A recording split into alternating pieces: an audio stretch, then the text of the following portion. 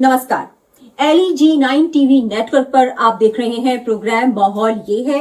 मैं हूं आपके साथ भावना संजीवा। इस प्रोग्राम में हमारी कोशिश रहती है कि पंक्ति में खड़े आखिरी इंसान की बात, उसकी आवाज, उसका दुख, उसका दर्द जन जन तक पहुंचा सके। सबका साथ, सबका विकास, सबका विश्वास, ये है भाजपा सरकार का नारा। सरकार की बहुत सारी योजनाएं हैं, जैसे कि प्रधानमंत्री आवास योजना, किसान पेंशन योजना, उज्ज्वला योजना, जिनका लाभ समाज के सब वर्गों को, सब समुदायों को, सब धर्मों को समान रूप से मिल रहा है, बिना किसी भेदभाव के। अर्थात विकास तो सबका समान रूप से हो रहा है, लेकिन साथ और विश्वास समान रूप से नहीं मिल रहा है। वो क्या है जो बीजेपी और मुसलमानों के बीच दूरियों को बनाए हुए है? क्यों मुसलमान अपने आप को बीजेपी से दूर महसूस करते हैं? क्या है इन दूरियों का कारण? क्या इसके पीछे ऑपोजिशन पार्टीज हैं, या फिर योजनाओं को समझा ही नहीं जा रहा है? क्या मुसलमान अपने आप को अलग थलग महसूस करते हैं, या फिर विश्वास जीता ही नहीं जा रहा है? इन सब प्रश्नों के उत्तर जानने के लिए जरूरी है बातचीत। तो आइए चलते हैं और जानते हैं क्या है उनकी सोच और क्या है इन दूरियों का कारण। आपका नाम? अबरार हसन खान। तो अबरार साहब, आपको क्या लगता है, मुस्लिम कम्युनिटी और बीजेपी के बीच दूरियां हैं या नहीं? नहीं है, कोई दूरी नहीं है। वो बीजेपी वाले सोचते हैं कि दूरियां हैं। हमारे लिए कोई दूरियां नहीं, हमारे लिए सब पार्टी एक है। हम किसी को भी फर्क नहीं समझते हैं। बीजेपी भी हमारे लिए काम करता है, कांग्रेस भी करता है, आम पार्टी भी करता है। फर्क ये है कि तरीका अलग अलग है और बाकी कुछ नहीं है। तो तरीका अलग है, इससे क्या कहना चाहते हैं आप? ये लोगों में नाइतफाकी आती है। अगर यही चीज़ दूर हो जाए, तरीका को अपना चेंज कर लें, तो सब कुछ बराबर है। हाँ, वही फर्क नहीं आता है। वही तो पूछना चाह रहे हैं ना, तरीका। पार्टी एक है। मोदी साहब बहुत अच्छे प्राइम मिनिस्टर हैं, उससे अच्छा प्राइम मिनिस्टर मिलेगा नहीं हमको। बस नहीं, वही हम पूछना चाह रहे हैं जो आप कहना चाह रहे हैं ना, तरीका। मतलब बीच में जो एक थोड़ी खाई है, जैसे ऑपोजिशन पार्टी जानते हैं अच्छा से। वो चीज़, मैं पार्टी पॉलिटिक्स वाला नहीं हूँ। जी बिल्कुल ठीक बात है आपकी। उनको अच्छा से पता है, मुझसे बहुत ज़्यादा जानते हैं वो, कि ये दूरियां क्यों है, ये दूरियां को कैसे भरा जाएगा, सब तरीका उनके हाथ में है। लेकिन फिर भी अगर हम आपसे पूछना चाहें, आम राय जानना चाहें, हम जनता के बीच आए हैं, जानना चाहते हैं कि माहौल जनता के बीच ये है, ये हम दिखाना चाहते हैं, तो कौन से ऐसे स्टेप्स हैं जो आप चाहते हैं कि ये अगर लिए जाएंगे तो बिल्कुल बीच की दूरियां खत्म? एजुकेशन हो, हेल्थ हो, लोगों में गरीबी थोड़ा हटे, और क्या चाहिए हमको? बस पीस चाहिए, बस। हाँ, बस लोगों में मोहब्बत बढ़े, चाहे वो कोई कास्ट हो, क्रिश्चियन हो, हिंदू हो, सिख हो, उससे हमको कोई मतलब नहीं है। लोगों का मोहब्बत कायम हो, हम एक दूसरे का माने साथ दें, बस यही तो है पैगाम हमारा मोहब्बत का। आपका नाम? अनस।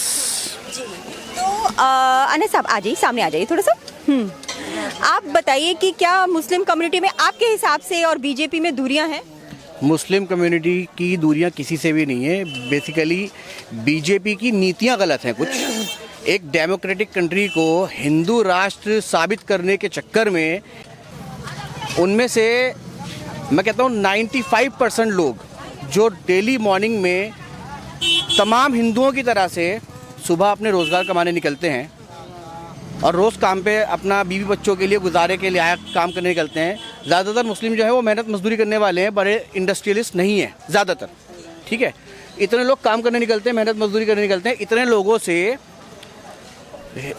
इंडिया के तमाम हिंदुओं को डराया जाता है कि मुसलमान जो हैं उग्रवादी हैं या आतंकवादी हैं। जबकि आप हिस्ट्री उठा के देखेंगे तो किस ने कितने बड़े पॉलिटिशियंस को मारा है, वो सब पता लग जाएगा। सारे नाम आ जाएंगे सामने कि कौन से मुसलमान ने किस पॉलिटिशियन को या किस तरीके से कहाँ दहशत फैलाई है। लेकिन डराकर एक अलग तरीके की राजनीति करते हैं कि मुस्लिम ऐसा कर देंगे, मुस्लिम वैसा कर देंगे। जबकि हिंदू और मुसलमान हमेशा से साथ रहते आए हैं, साथ रहते भी रहेंगे। और किसी फैक्ट्री में आप जाके देखिए, वहाँ पे आपको 80% हिंदू काम करते मिलेंगे, 20% मुस्लिम काम करते मिलेंगे। सब एक दूसरे के साथ काम करते हैं, एक दूसरे की हेल्प करके, सपोर्ट करके काम करते हैं। लेकिन फिर डराया जाता है कि मुसलमान आपको ख़त्म कर देंगे। मतलब आप ये कहना चाहते हैं कि एक भय का माहौल जो है वो बनाया जा रहा है, आप ये कहना चाह रहे हैं। तो फिर इस खाई को कैसे पाटा जाए, मतलब कैसे ये भय का माहौल जो आप क्या कहना चाहते हैं? देखिए, मैं तमाम नॉन मुस्लिम कम्युनिटी से कहना चाहता हूँ कि उनके पास भी एक अकल समझ है, वो अपनी अकल समझ का यूज़ करें, ना कि उन लोगों के कहने में आए जो देश को बांटना चाहते हैं। एक बार बांटा गया था तो पाकिस्तान बन गया, अब वो विश्व गुरु हिंदू राष्ट्र बन सकता है, ये तो पॉसिबिलिटी है ही नहीं। अगर मान लीजिए सारे मुस्लिम को मान लीजिए 1 मिनट को ख़त्म कर दिया जाए तो किस चीज़ पर लड़ाएंगे? ब्राह्मण और दलित पर लड़ा देंगे, उनको पॉलिटिक्स करनी है। और राष्ट्रीय गान में जो वर्ड है, ठीक है, उसमें नेशनल एंथम में जब सिंध की बात आती है तो आप बताइए सिंध कहाँ है? पंजाब, सिंध, गुजरात, मराठा हर स्कूल में पढ़ाया जाता है, सिंध कहाँ है? समझना पड़ेगा तमाम हिंदुओं को, तमाम मुसलमानों को भी, कि भाई हिंदू जितने भी हमारे भाई हैं, हिंदुओं को समझना पड़ेगा मुसलमान भाई हैं। हम एक दूसरे के साथ हमेशा मिलकर रहते आए और मिलकर रहते भी रहेंगे। फैक्ट्रियों में, दुकानों में आपस में, हिंदू की दुकान में मुसलमान नौकरी करता है, मुसलमान की दुकान में हिंदू नौकरी करता है। कि जब किसान अपनी फार्मिंग करता है, आलू उगाता है, तो उसका ये नहीं देखा जाता कि किसके खेत से आया आलू, है ना। मुसलमान भी खाते हैं, हिंदू भी खाते हैं, सिख भी खाते हैं, ईसाई भी खाते हैं, सब खाते हैं एक दूसरे के उपज का, ठीक है। ट्रक ड्राइवर कौन है जी? किसके हाथ भेज रहे हैं सामान? कौन लेकर आ रहा है, कौन पहुंचा रहा है, कौन बीज डाल रहा है, कौन उगा रहा है, कौन बेच रहा है, कौन खा रहा है? सब्जी मंडी में जाके देखिए, हिंदू मुसलमान सब बैठे हुए हैं। तो आपके हिसाब से धर्म और राजनीति दोनों को अलग होना चाहिए? सिंध कहाँ है? पाकिस्तान में। तो क्यों उसको अलग नहीं किया जाता? उसको साथ पढ़ाया जाता है ना। तो पाकिस्तान वाले पोर्शन को क्यों उसमें ऐड किया हुआ है? ये सारी चीज़ें देखिए, हम कभी भी डिवाइड एंड रूल तो हम चाहते नहीं हैं। ये वो पॉलिसी है जो वहाँ से अंग्रेज़ों से ली हुई है। देखिए, मुग़लों को गालियाँ बकी जाती हैं, मुग़लों को बुरा कहा जाता है, मुग़लों ने ऐसा किया। लेकिन हम लोगों ने जो हमारे दादा परदादा ने चीज़ें देखी हैं, वो अंग्रेज़ों को देखा है, ब्रिटिश को देखा है, उन्होंने क्या जुल्म किए, उनका कितने अच्छे से वेलकम होता है। उनके लिए सारी चीज़ें बहुत बढ़िया हैं, सारी फैसिलिटीज़ हैं उनके लिए, बड़े बड़े मॉन्यूमेंट्स बनाए जा रहे हैं उनके लिए, ठीक है। लेकिन अब अगर मुग़लों ने कुछ दिया है, उससे इंडिया बहुत कुछ कमा रहा है। बताइए किसने क्या दिया है? जो चोर थे वो तो चुरा के ले गए, उनको कोई कुछ नहीं बोलता। लाल किला पूरा खाली कर दिया, ताजमहल खाली कर दिया, हीरे जवाहरात जड़े हुए थे वहाँ पे, डायमंड जड़े हुए थे, वो कौन चुरा के लेके गया? ताकि जो ले गए उनका वेलकम होता है बहुत बढ़िया सा, उनको कोई गाली नहीं बकता। अरे बको ना फॉरनर्स को गाली, बुरा कहो ना, उनको कोई कुछ नहीं कहता। जो यहाँ से देश खाली कर गए हमारा, सोने की चिड़िया को उजाड़ के चले गए, उनको कोई कुछ नहीं बोलता। तो यही बात है ना कि मतलब ये जो डिफरेंशिएशन है, मतलब जब हम राजनीति में धर्म को ले आते हैं तो धर्म के नाम पर वोट बैंक की राजनीति हो जाती है। फिर हिंदू मुस्लिम की बात नहीं होती, फिर ये होता है कि एक पर्टिकुलर वर्ग से हमें इतना चाहिए, जो ऑपोजिशन पार्टी कहती है, जो लोगों का कहना है, ऐसा लोगों का मानना है, और जो सच भी है आपके हिसाब से? मेरे हिसाब से तो लोगों का ऐसा मानना नहीं है। लोगों को काम चाहिए, उनकी गलियाँ साफ चाहिए, उनको रोज़गार चाहिए, उनकी सड़कें बनी हुई चाहिए, उनके बिल्डिंग्स में पानी आना चाहिए, उनकी सीवेज लाइन अच्छी होनी चाहिए। लोगों को ये चाहिए।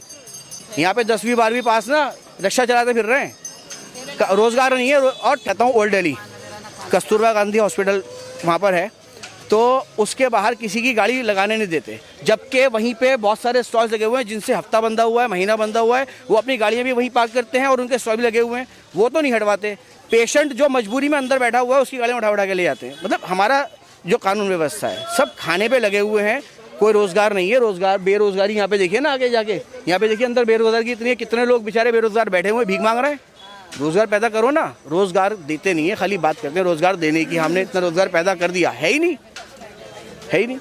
ज़्यादा डीपली मैं नहीं जाऊँगा, जितना मैंने बोल दिया उतना समझने के लिए काफ़ी, समझदार को इशारा काफ़ी होता है। अलग इलाकों में हम गए और हमने बात की कि सबका साथ सबका विकास, ये क्या सचमुच धरातल पर लागू हो रही है बात? क्या सबका विकास हो रहा है सच में? और लोगों ने अपनी अपनी राय रखी। मैं भावना संजीवा, कैमरामैन तारिक के साथ LEG9 टीवी नेटवर्क के लिए। हमारे अगले एपिसोड का इंतज़ार कीजिए, और अगर हमारा कंटेंट आपको पसंद आया हो तो चैनल को सब्सक्राइब करना बिल्कुल मत भूलिएगा। अगले एपिसोड तक नमस्कार।